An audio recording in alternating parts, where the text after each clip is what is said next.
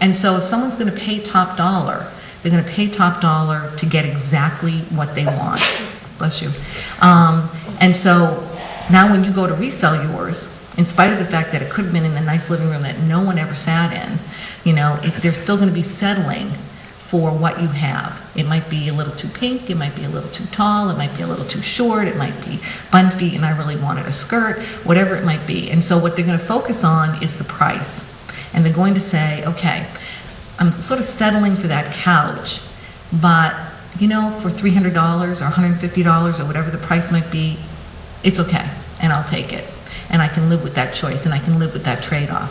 So it's really what sort of drives the prices when you're looking at reselling things versus first purchase. Any questions about dealers and things? Yes? Are there dealers who specialize in certain time periods?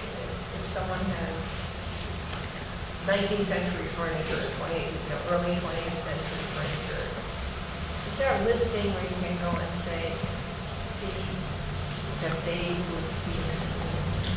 Well, for instance, okay, so I'm sorry. So the question is, are there specific dealers in places who deal only in certain things? And I think it goes beyond just the furniture because, you know, you've got people who deal in fabrics and people who deal in military and all that. Again, you know, you can look in the phone book if they're sorted like that, which is not great.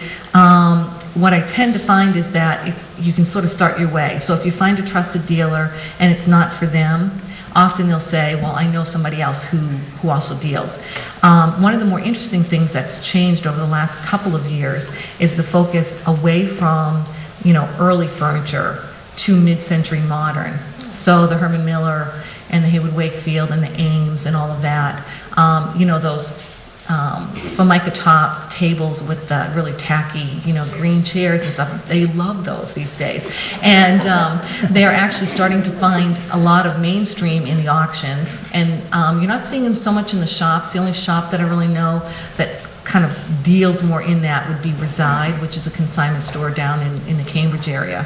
But that is one of the focuses, is, you know, people are sort of moving into the blonde furniture, not the deep mahogany and, you know, all of that. So.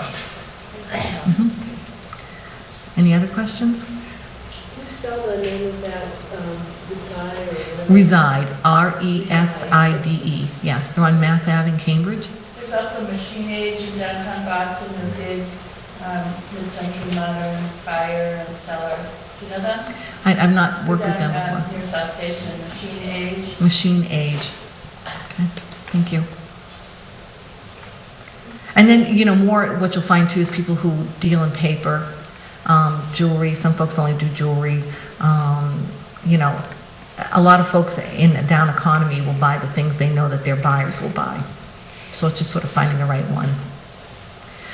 In terms of consignment stores, basically one of the changes, again, I've seen in the last couple of years, and I can take Tables to Teapots as sort of an example of that. They're located in West Acton, and when they first were open in Acton, they were taking 30%.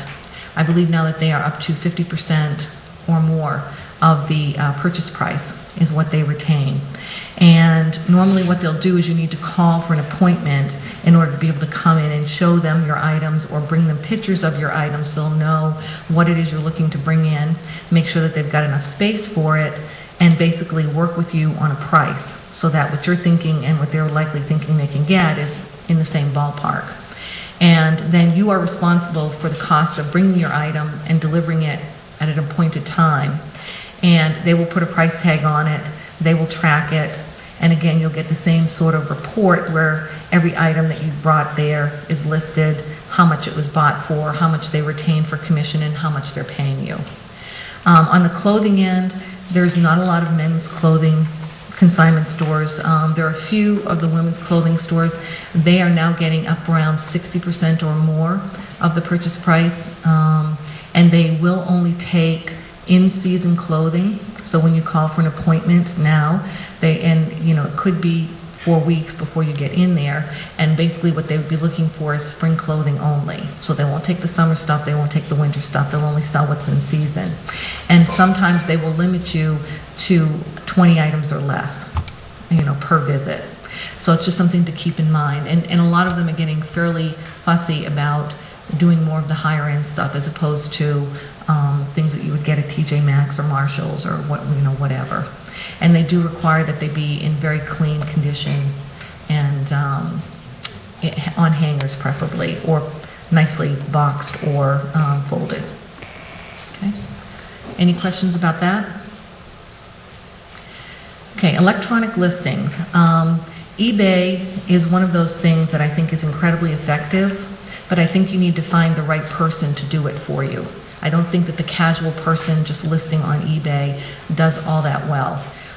And most of it's because people are looking for folks with a reputation. They're looking for people with a lot of stars after their names who have a lot of great feedback on the system, somebody that they can trust when they go to buy from them. And so, and also there's been a number of changes to eBay lately where, if you don't really understand how it works, they've got different listing fees, they've got different processing fees, you can put your picture up and get it clicked to the top of a search, and that costs extra. So by the time you get done, if you don't really know what you're doing, you could have actually just blown every single dime that you ever would have made off the item. So there are eBay consigners, and again, they usually tend to work on a floating scale, anywhere from 25 to 50% of the item sale point on eBay. They will take care of all the shipping and dealing with all the client questions and all of that. And I would highly recommend, and the way that I found some good ones is if you have something for sale, go and look for it on eBay and see if there's somebody there who sold a bunch of them, and then contact them and see if they do consignment sales, and that's usually a good way to find a reputable seller there. Craigslist, I have mixed feelings about. I think that it's good for, I'm sorry. Explain what Craigslist is, because there probably are a bunch of people. Oh, okay. I'm sorry. So Craigslist is a free service, and basically it allows you to do a lot of sort of the old barter trade, post things out, that sort of thing. So if you've got things for sale, you can go into Craigslist and it will ask you questions about describing, your item. It'll ask you what geography you're in, what state you're in, and you basically go through and fill the form out online, and then it posts. And basically, it's very effective for things like in estate, advertising an estate or moving sale. People check them all the time.